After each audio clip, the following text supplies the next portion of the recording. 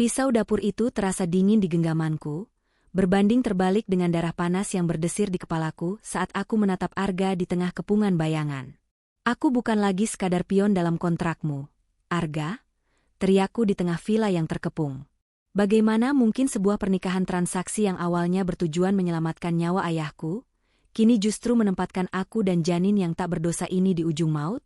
Aku hanyalah rahim sewaan bagi keluarga besarnya, atau begitulah rencana mereka sebelum aku memutuskan untuk melawan. Di balik kemewahan rumah ini, ada rahasia tentang ahli waris murni, pelacak di bawah kulit, dan cinta yang tumbuh sebagai racun. Inilah perjalanan penuh bahaya saat rahasia kelam seorang suami terungkap dan aku harus memilih antara lari atau menghancurkan sebuah dinasti.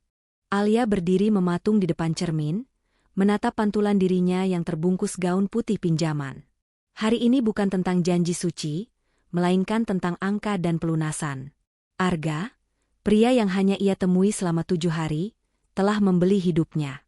Dengan mahar berupa pelunasan hutang keluarga yang menggunung dan biaya rumah sakit ayahnya, Alia resmi menjadi aset dalam sebuah kontrak 6 bulan. Anggap ini pekerjaan, Alia. Jangan melibatkan perasaan, ucap Arga dingin setelah prosesi ijab kabul yang sepi di rumah mewah itu. Tidak ada ciuman di kening, hanya jabat tangan formal layaknya rekan bisnis yang baru saja menandatangani kesepakatan besar. Alia menyadari satu hal sejak malam pertama, rumah besar ini adalah penjara berlapis emas. Arga adalah sipir yang penuh rahasia. Ia sering menghilang ke dalam ruang kerjanya, berbicara dengan nada rendah yang penuh otoritas kepada seseorang bernama Damar. Alia mulai merasa bahwa ia bukan hanya sekadar istri kontrak, melainkan bagian dari sebuah rencana yang lebih besar dan gelap. Arga memiliki rahasia berlapis.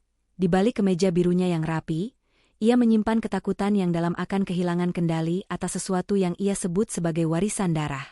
Saat Alia mencoba merapikan meja makan, ia menemukan sebuah amplop coklat di bawah taplak meja yang berisi daftar nama-nama orang yang telah dieliminasi dari daftar ahli waris keluarga Arga, dan namanya berada di urutan paling bawah.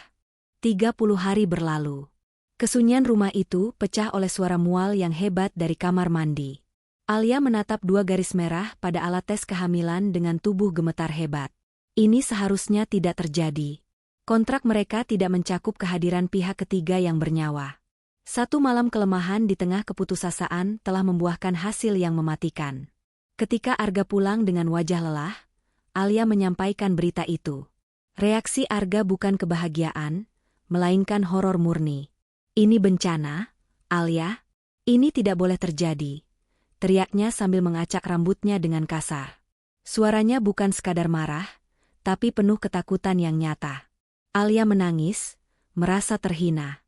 Bagi Arga, bayi ini bukan anak, melainkan variabel pengganggu dalam perhitungan bisnisnya. Namun, ada sesuatu yang lebih dari sekadar kontrak.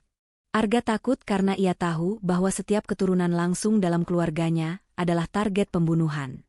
Kehamilan Alia telah mengubah status Alia dari pion yang bisa dibuang menjadi ancaman bagi seluruh garis keturunan. Arga meninggalkan rumah malam itu juga tanpa penjelasan. Sementara seorang wanita bernama Nara tiba-tiba muncul di depan pintu rumah mereka, menatap perut Alia dengan senyum yang lebih dingin daripada es. Nara masuk tanpa diundang, aroma parfum mahalnya memenuhi ruangan seolah sedang menandai wilayah. Kau cantik, tapi kau bodoh, ucap Nara sambil memperhatikan Alia dari ujung kepala hingga ujung kaki. Nara mengungkapkan bahwa Arga adalah pewaris tunggal kerajaan bisnis keluarga yang sedang bertikai. Pernikahan kontrak ini hanyalah cara Arga untuk mengulur waktu agar tidak dijodohkan dengan Karina, wanita yang memegang kunci kekuasaan politik keluarga. Kehamilan Alia adalah pengkhianatan bagi rencana besar keluarga. Jika kau ingin bayi itu hidup, pergilah sekarang sebelum mereka memutuskan untuk membersihkan masalah ini, bisik Nara sebelum pergi. Alia mulai menyadari bahwa ia berada di tengah konspirasi keluarga yang haus darah. Malamnya, Arga pulang dengan luka di pelipisnya. Ia tidak lagi bisa berbohong. Ia mengaku bahwa ia menikahi Alia bukan hanya untuk menghindari perjodohan, tapi karena Alia memiliki kemiripan fisik yang luar biasa dengan almarhumah ibunya. Alia adalah tameng emosional sekaligus alat politiknya. Namun kini, cinta yang mulai tumbuh di hati Arga justru menjadi titik lemah yang bisa menghancurkan mereka berdua. Ponsel Arga yang tertinggal di meja bergetar, menampilkan pesan singkat dari nomor tak dikenal. Singkirkan benih itu, atau kami yang akan mengeluarkan ibunya dari persamaan. Rasa penasaran Alia mencapai puncaknya. Menggunakan kunci yang ia curi dari saku jas Arga, ia menyelinap ke ruang kerja suaminya. Di dalam laci tersembunyi, ia menemukan foto-foto seorang wanita bernama Karina. Wanita itu tampak seperti kembaran Alia, namun dengan sorot mata yang jauh lebih tajam dan kejam. Alia menemukan dokumen medis yang mengejutkan. Karina tidak bisa memiliki keturunan.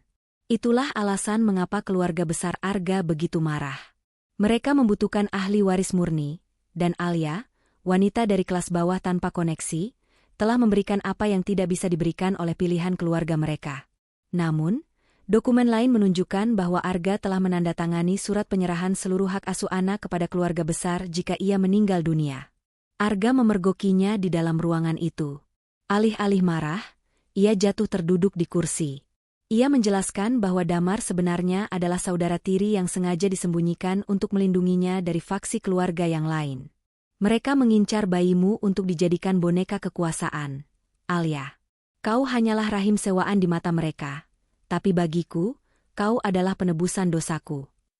Suara ledakan kecil terdengar dari arah gerbang depan, diikuti oleh suara teriakan Damar yang menyuruh mereka segera lari lewat pintu belakang. Arga menyeret Alia masuk ke mobil dalam kegelapan malam. Mereka memacu kendaraan menuju sebuah villa terpencil di pinggir kota. Di sana, di bawah lindungan pepohonan yang gelap, Arga menyerahkan sebuah paspor baru dan sejumlah uang kepada Alia. Pergilah dengan Damar. Aku akan menghadapi mereka di sini. Alia menolak. Kita sudah memulai kegilaan ini bersama, Arga. Jika ini adalah perang, biarkan aku menjadi alasanmu untuk menang, bukan alasanmu untuk menyerah.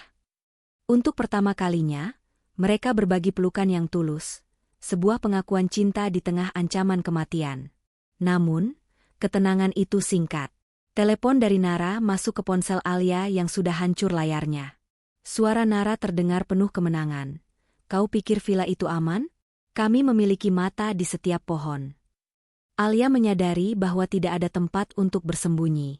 Kontroversi sebenarnya terungkap. Arga ternyata telah menanamkan pelacak di bawah kulit Alia sejak hari pertama mereka menikah untuk memastikan asetnya tidak hilang. Alia merasa dikhianati sekaligus dilindungi dalam cara yang paling mengerikan. Kini, dengan bayi di kandungan yang mulai menendang, Alia harus memilih.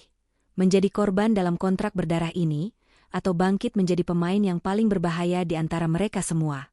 Alia mengambil pisau dapur dan menatap Arga dengan tatapan yang belum pernah pria itu lihat sebelumnya. Tatapan seorang ibu yang siap menghancurkan sebuah dinasti demi anaknya. Di penghujung badai ini, Alia tidak lagi berdiri sebagai gadis sederhana yang rapuh, melainkan seorang ibu yang memegang kendali atas nasibnya sendiri di samping Arga yang akhirnya memilih cinta di atas tahta. Meski mereka kini hidup dalam bayang-bayang pelarian, keberanian untuk melawan penindasan keluarga telah menyatukan jiwa mereka lebih kuat dari sekadar tinta di atas kertas kontrak. Hikmah utama dari kisah ini adalah bahwa martabat manusia dan kasih sayang tulus tidak akan pernah bisa dibeli dengan harta, dan kekuatan seorang ibu adalah benteng terakhir yang tak terkalahkan oleh kekuasaan manapun. Perlu kami sampaikan bahwa seluruh rangkaian cerita ini adalah fiktif. Namun kami susun sedemikian rupa agar terasa realistis, sehingga kita semua bisa memetik pelajaran berharga darinya. Terima kasih tulus kami ucapkan karena Anda telah menonton hingga detik terakhir.